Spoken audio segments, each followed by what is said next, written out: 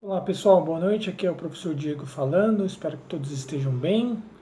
Bom, o nosso tema hoje especificamente é o recurso especial, conhecido especificamente como RESP. E aí ele é um recurso bem diferente daqueles que a gente vinha trabalhando anteriormente. Então a gente vai trabalhando recursos que a doutrina chama de recursos ordinários.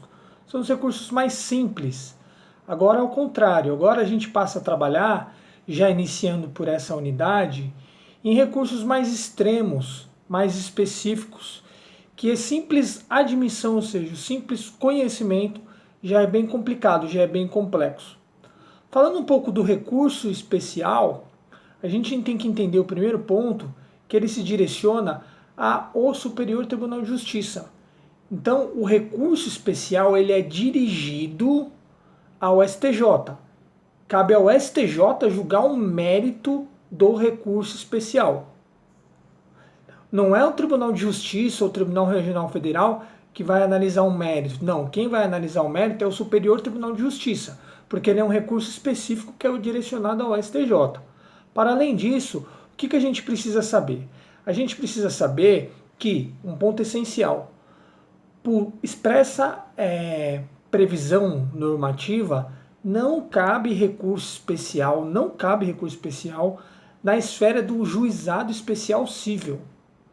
Então, se eu estou lá litigando no juizado especial civil, que tecnicamente aí foi atribuído pela Lei 9.099/95 e é conhecido popularmente como pequenas causas, é o juizado especial civil, que tem ali uma alçada de até 40 salários mínimos, valor da causa de até 40 salários mínimos, do acórdão que é proferido ali pela turma recursal colegiado, em se tratando de juizado especial civil, é chamado de turma recursal, do acórdão que eles proferiram, não cabe recurso especial.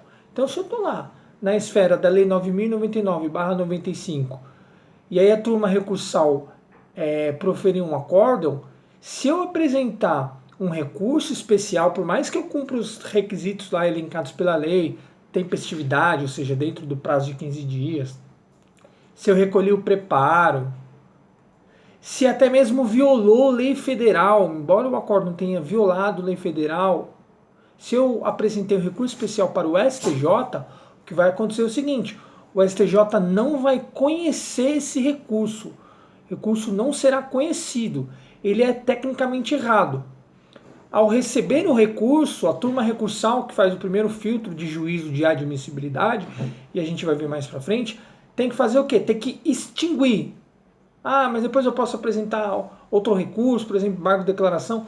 Enfim, não tem previsão legal. Tem uma ausência de previsão legal, uma previsão normativa. Então não cabe. Então sempre que a gente falar de juizado especial civil, excluam da cabeça de vocês a possibilidade do recurso especial, tá? Ah, professor, o recurso especial se confunde com o recurso extraordinário? Outra coisa interessante que a gente tem que ter em mente, que foi uma pergunta levantada no nosso bate-papo, que é bem interessante. O recurso especial, ele é diferente do recurso extraordinário. O recurso especial, ele visa ali verificar se lei federal ou tratado de índole infraconstitucional foi violado. Ou ainda, se um tribunal deu divergência, né, proferiu decisão divergente daquela proferida por outro tribunal. Ou ali, pela linha B, se uma autoridade local proferir um ato normativo que está em desconformidade com a legislação federal. O fato é, o recurso especial ele é estrito nessas hipóteses. Já o recurso extraordinário, que é matéria que a gente vai ver mais adiante, na próxima unidade de aprendizado, desafia acórdão que violou Constituição Federal. E aí é direcionado para o STF. Tá? Então, recurso especial é diferente do recurso extraordinário, tá bom? Embora ambos sejam qualificados pela doutrina como recursos extremos. E aí o que a gente precisa entender?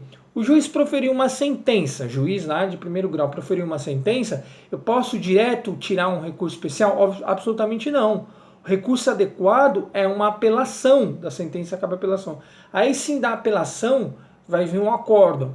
Aí sim desse acórdão, é desse acórdão especificamente que basicamente a gente vai apresentar um recurso especial, o RESP, o famoso RESP, tá bom?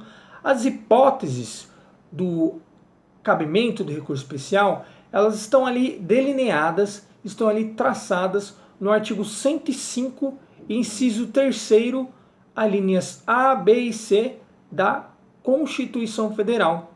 Então a Constituição Federal trouxe ali a alçada de competência do Superior Tribunal de Justiça, e dissemos isso aí no nosso bate-papo, porque o STJ, que é uma corte superior, ela foi criada justamente com o advento da Constituição Federal. E aí, como foi criada com o advento da Constituição Federal, aí a própria Constituição Federal já traçou ali as competências do STJ. Para a gente o que importa nesse momento, tem outras inúmeras competências relevantes, mas para a nossa unidade de aprendizado é saber que o recurso especial está previsto lá no artigo 105, inciso 3º, alíneas A, B e C. Então até aqui a gente já viu que o recurso especial, ele é um recurso extremo, quem vai analisar e julgar é o Superior Tribunal de Justiça. Logo, cabe de acórdão, ou seja, decisões proferidas pelos colegiados, seja o Tribunal de Justiça ou seja o Tribunal Regional Federal. Não cabe na esfera do Juizado Especial Cível.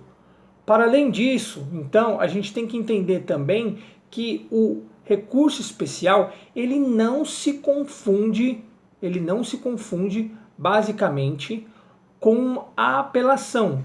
A apelação já tem ali um escopo mais amplo. Quando eu estou ali falando do recurso de apelação, eu digo que o escopo é amplo, porque ali o Tribunal de Justiça vai analisar fatos, vai analisar provas. Já no recurso especial, a alçada de competência é extremamente limitada. E por que é extremamente limitada? Porque o STJ ele não vai analisar nem fatos nem provas. E aí a gente comentou em aula que a doutrina, e aí eu cito o professor Nelson Luiz Pinto, é firme ao destacar o seguinte: sobre fatos, questões fáticas, e sobre provas, qualquer prova, a última palavra é dada pelo tribunal. Então, o STJ, ao julgar o recurso especial, ele não vai analisar fatos e provas daquela ação.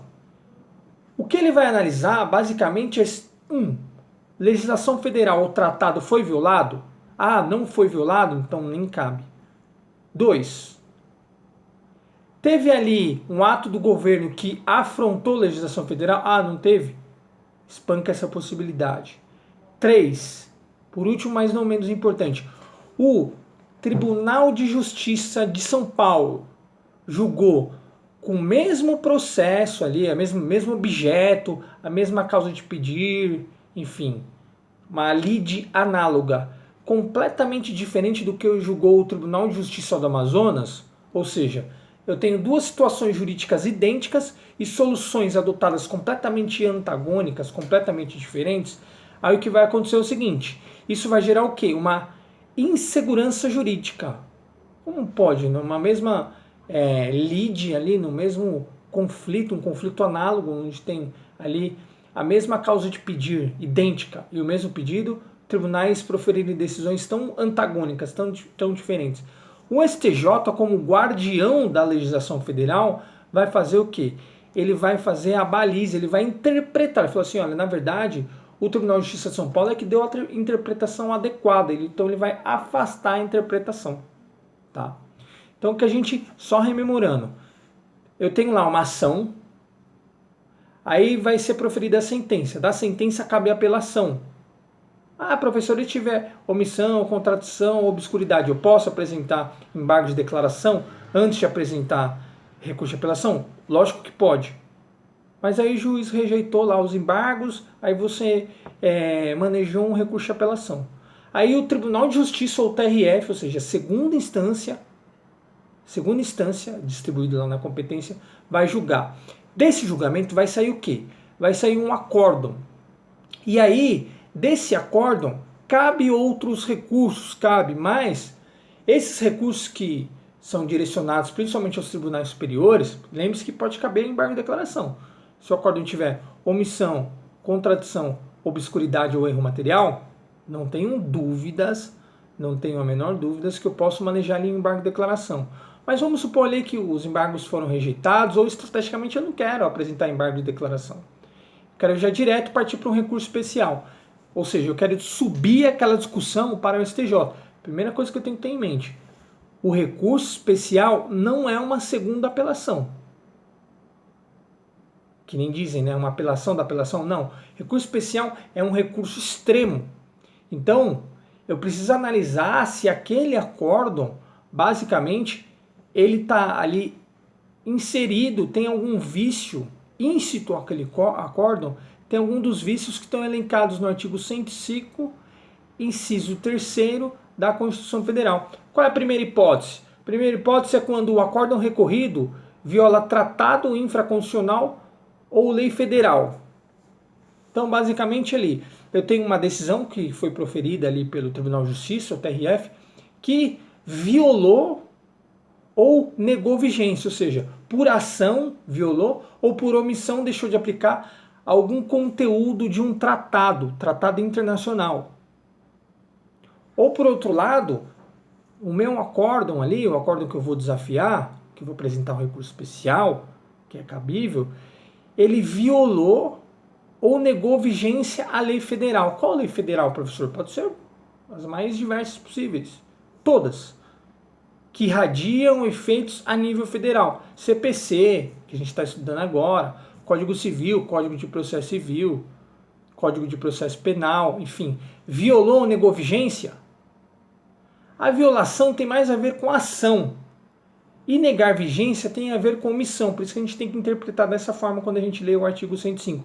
Aí eu estou diante de uma possibilidade de cabimento do recurso especial.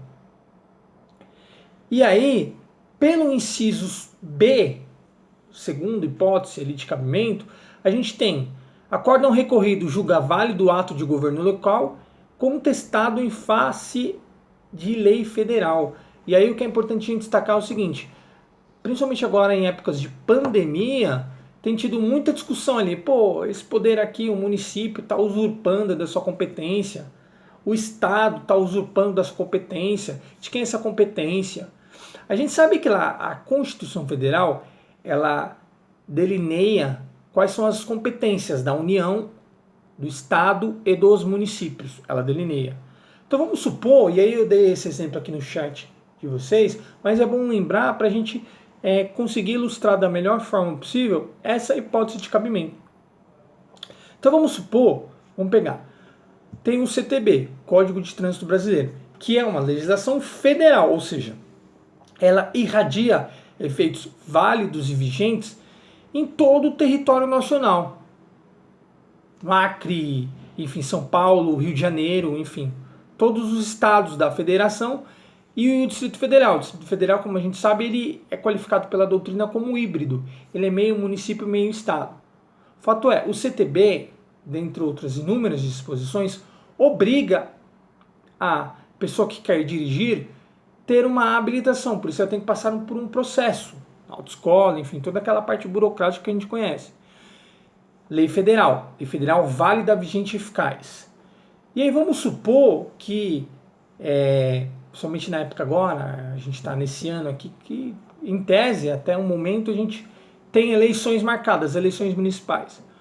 Vamos supor ali que o atual prefeito, né, para se tentar se reeleger, ele quer tomar uma medida drástica. Ah, olha, como aqui na cidade eu fiz um mapeamento, tem muitas pessoas que pilotam moto, mas não tem carta, então para agradar essas pessoas e angariar votos, eu vou retirar a obrigatoriedade de carta de motorista para ali conduzir uma moto, conduzir uma motocicleta. Então vejam só, nesse caso específico, o que acontece? O Ministério Público ou outro ente, enfim, pode até ser qualquer cidadão via ação civil pública ou uma ação popular, enfim, tem que ver lá os legitimados, pode contestar isso na justiça. E vamos pegar um exemplo aqui esdrúxulo. O juiz da comarca ali, né, primeiro grau, fala assim, não é válido, ele tem autonomia. Como assim tem autonomia? Ele violou algo que está ali previsto na legislação federal, no Código de Trânsito Brasileiro. Aí apresentei um recurso de apelação. O Tribunal de Justiça falou, não, realmente, válido, porque o prefeito tem superpoderes. É um absurdo nesse exemplo.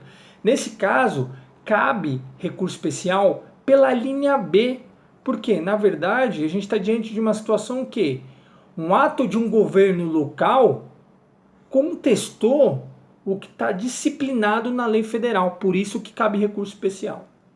A terceira hipótese que a gente pode colocar é quando o acórdão recorrido, sempre o acórdão recorrido é aquele que eu vou recorrer.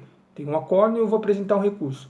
O acórdão recorrido, ele deu a uma lei federal interpretação diferente do que haja atribuído outro tribunal. Esse é o ditame, esses são os dizeres do artigo 105. E aí o que acontece? A gente está diante de uma divergência. Vou pegar um exemplo aqui, expurgos inflacionários. E expurgos inflacionários é aquela questão lá antiga que todo mundo já escutou falar, das correções da poupança. Mesmo caso, mesma causa de pedido e mesmo pedido. Mesma situação fática. O Tribunal de Justiça de São Paulo julgou de uma forma, o Tribunal de Justiça do Amazonas julgou completamente diferente. Obviamente, estamos diante ali de uma insegurança jurídica. E o Poder Judiciário tem que dar segurança jurídica. E aí então, aquela pessoa ali, vamos supor que foi em São Paulo, ela pode manejar um recurso especial e apresentar para o STJ. Falar, olha, tem uma divergência jurisprudencial. São Paulo julgou diferente do Amazonas. E aí o STJ, na sua função constitucional de guardião da legislação federal, o que vai fazer? Vai ali interpretar a legislação federal e dizer qual ali tem que prevalecer. É isso que acontece, pessoal. Na verdade, então, o STJ ele é o guardião da Constituição Federal. Então, ele é o intérprete da Constituição, é o intérprete da legislação federal, de todas as leis federais. Tudo bem? Por hoje é só, a gente volta.